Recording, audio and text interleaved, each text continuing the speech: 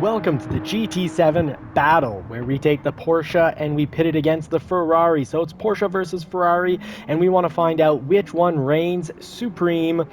So Porsche versus Ferrari, the ultimate GT7 showdown. Now, which brand makes the better race car in Gran Turismo 7? Porsche and Ferrari have dominated motorsports for decades. But in GT7, which one truly reigns supreme? In this head-to-head battle, we test speed, handling, and overall performance to find out which car gives you the best chance to dominate the track.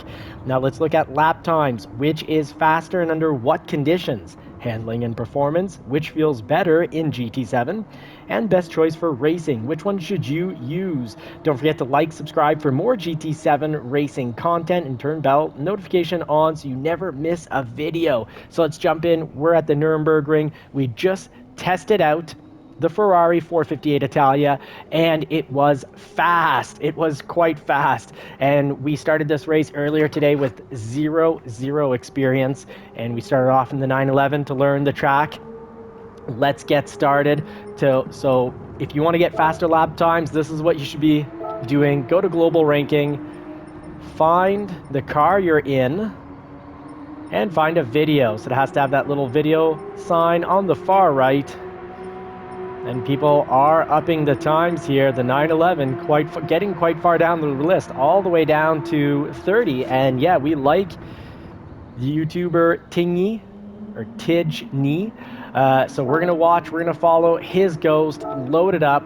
Now we started earlier today with zero experience and a 2:07 with the Porsche 911. Then we brought that down to on maybe the third or fourth lap to 2:04.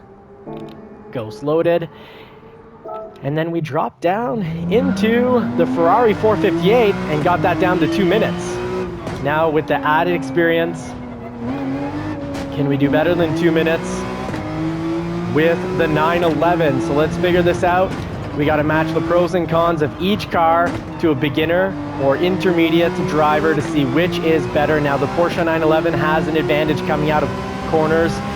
It's very impressive. The engine is its rear engine, so there's a lot of weight on those rear wheels, so you can really power it coming out of the corners.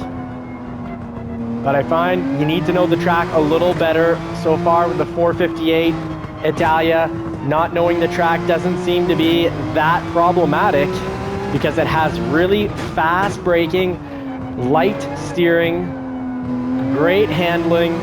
But yeah, the brakes really help on the 458, really fast braking. Now there's more meat to first gear on the 911, so we can actually come out of corners in first gear with the 911 without completely spinning out. So very usable for first gear, complete opposite of, let's say, a Mustang GT, a 5-liter V8 Mustang.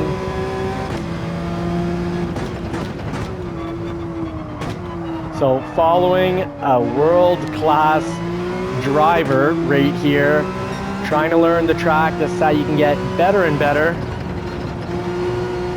So no braking there.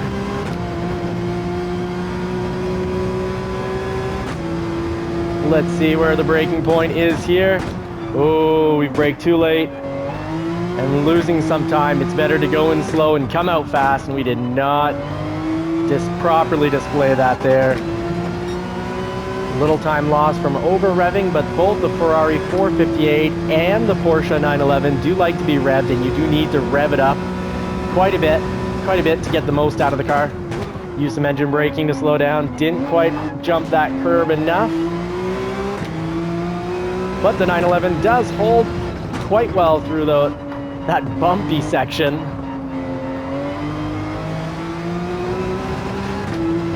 Now let's see what kind of lap we're gonna get here.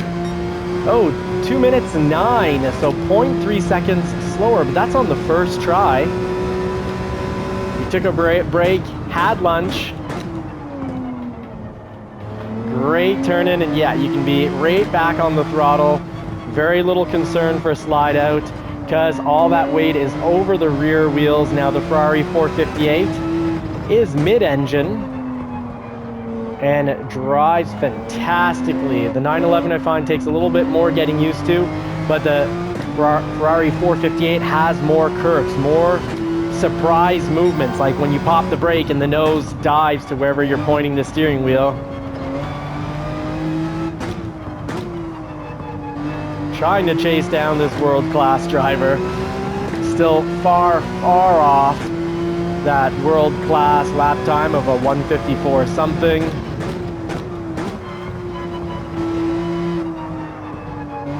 So you can see he went in slower, so he came out further in the turn, and that does help. Comes out further. Oh, hit the brakes there and shouldn't have.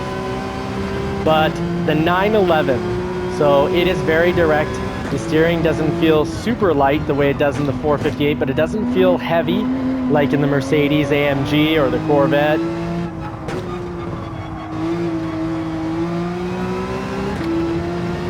There's that full power coming out of the turn with the 911 from all that weight over the rear wheels. So you're watching JCCR Racing. Be part of the first 1,000 subscribers and you'll be part of the JCCR Racing crew. And boy, do we ever have a great crew. A lot of quality drivers dropping down. Great tips in the lives. So 2 minutes 0.9, but with the penalty. So to not run this penalty, let's do this right here. Let's retry. Give the 911 another chance, but so far the Ferrari does seem faster in the hands of a beginner or intermediate driver, and that's because of the fast acceleration. Both are great cars, but we're working to find out what is the best car for the upcoming Manufacturers Cup. So a little over rev there, so we get passed by this world-class driver here.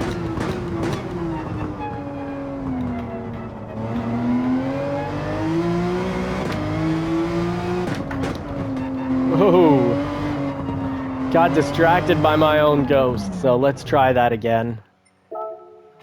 Give this a proper test.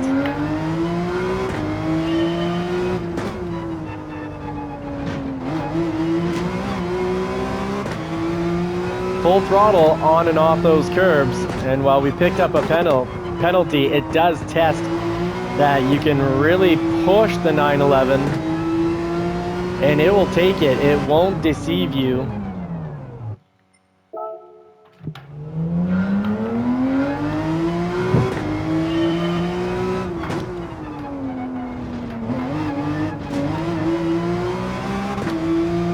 There we go.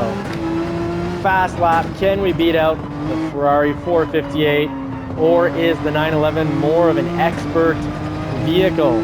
And it's weird because you ask ChatGPT and it'll say that the Ferrari is more drivable and better for a beginner. That's probably because of the quirks of that car that can really throw you off.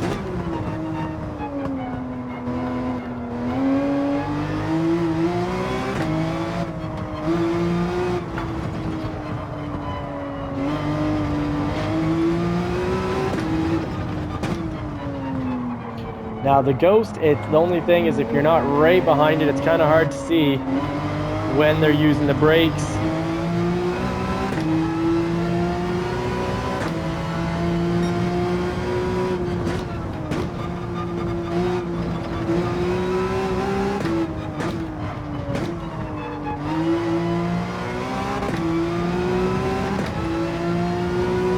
So we are quite a bit ahead of the last one, so if we can finish this up properly, we will have a better time than what we had with the Ferrari 458.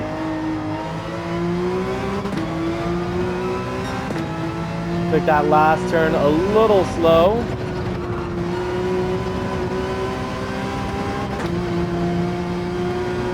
So pretty quick through there. I know where I need to improve. Starting to pick up on it.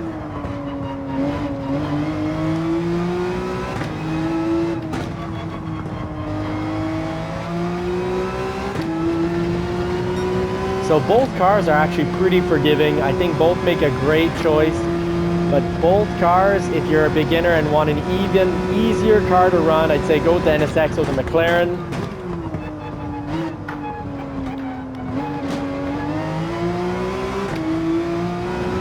but I think we will beat the Ferrari 458 time here.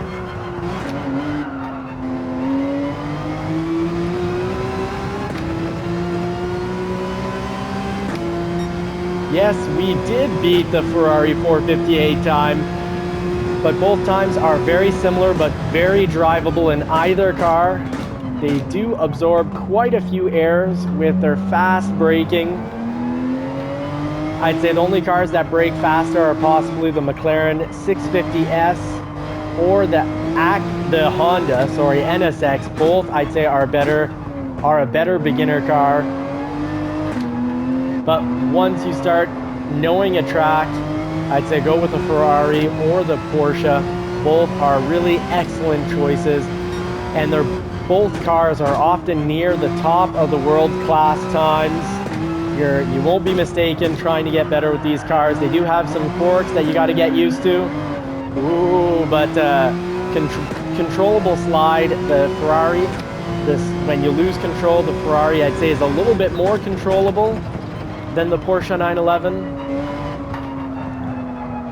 And the Ferrari, you can, I find, direct steer with the throttle a little bit better, because the Porsche here has so much weight over the rear wheels. I find you're more likely to slide the car out than the Ferrari.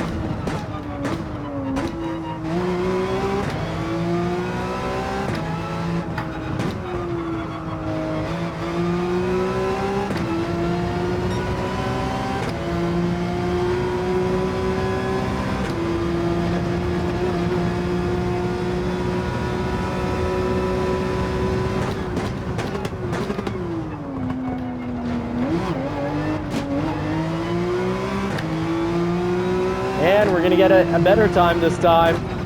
So more power to the 911, more points to the 911.